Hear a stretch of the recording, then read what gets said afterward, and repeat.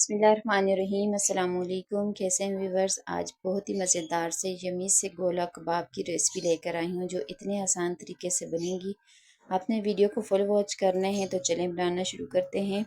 यहाँ पर सबसे पहले मैंने यहाँ पर हरा मसाला लिया है जिसमें से हरा धनिया ले लिया है और साथ में 2 टेबल स्पून मैंने पुदीना ले लिया है और 1 टेबल स्पून अदरक लहसुन का पेस्ट और 7 से 8 हरी मिर्चें। तो सबसे पहले यहाँ पर ये डालकर हमने चॉपर में इसको ब्लेंड कर देना है। ये चीज़ें डालनी है।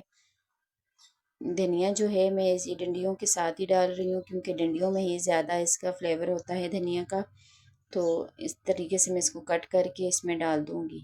ये इतना ज़बरदस्त और इतने टेस्टी कबाब बनते हैं ना, आपने एक दफ़ा ज़रूर ट्राई करना है। साथ ही इसमें मैं डाल दूँगी प्याज जो मैंने ब्राउन करके रखी हुई थी। इसमें कच्ची प्याज बिल्कुल भी नहीं डालेंगे क्योंकि कच्ची प्याज डालने से हमारे जो है कबाब वो टूट सकते हैं।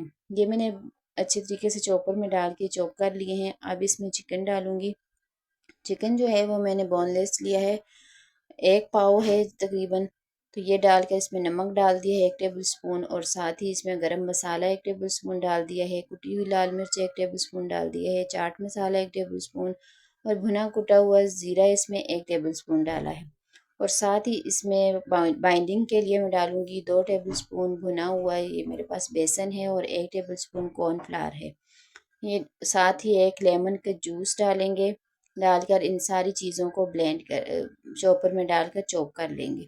तो ये देखें स्मूथ सा हमारा जो है मिक्सचर रेडी हो गया है। आप हाथों को ऑयल से ग्रीस कर लेंगे।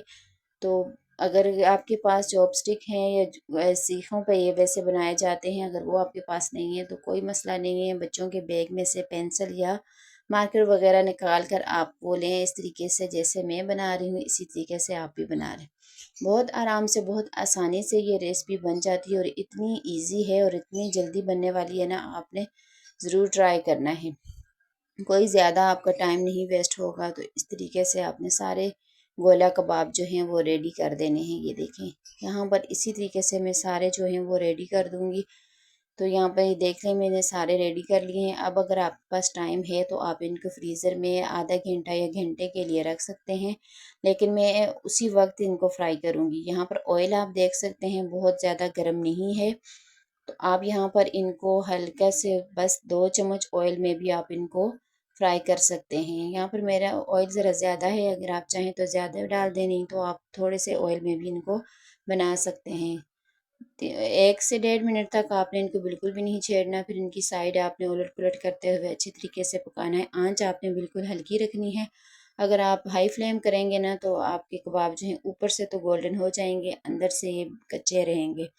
तो आपने हल्की आँच पर आपने इनको पकाना है और गोल्डन सा कलर आने तक ऐसे ही साइड उलट-पुलट करते पकाते रहना है ताकि गोल्डन सा कलर और मज़ेदार से हमारे कबाब जो हैं बन के रेडी हो जाएँ।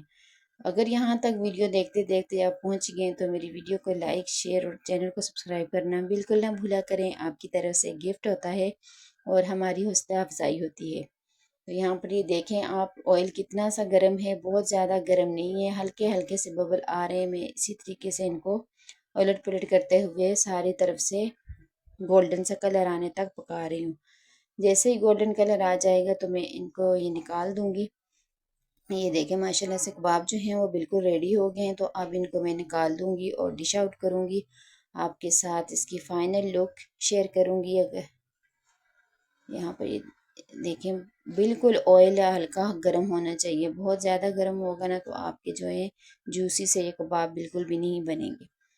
तो वीडियो को यहाँ पर आपने बिल्कुल भी स्किप नहीं करना। ये देखें फाइनल लुक आपने इसकी ज़रूर ट्राई करनी है। यहाँ पर मैंने साथ ही थोड़ा सा ऑयल भी ये प्याज के ऊपर डाल दिया है। जिस ऑयल में हमने फ्राई किया ना तो बहुत ही मज़ेदार सी हरी चटनी के साथ और प्याज के साथ ये सर्व करें। बहुत ही ज़बरदस्त किस्म के ये गोला कबाब बनते हैं, आपने ज़रूर ट्राई करना है। जूसी से मैं आपको तोड़ के भी दिखाती हूँ कितने सॉफ्ट और जूसी हैं। दुआओं में याद रखिएगा। अल्लाह हाफिज़।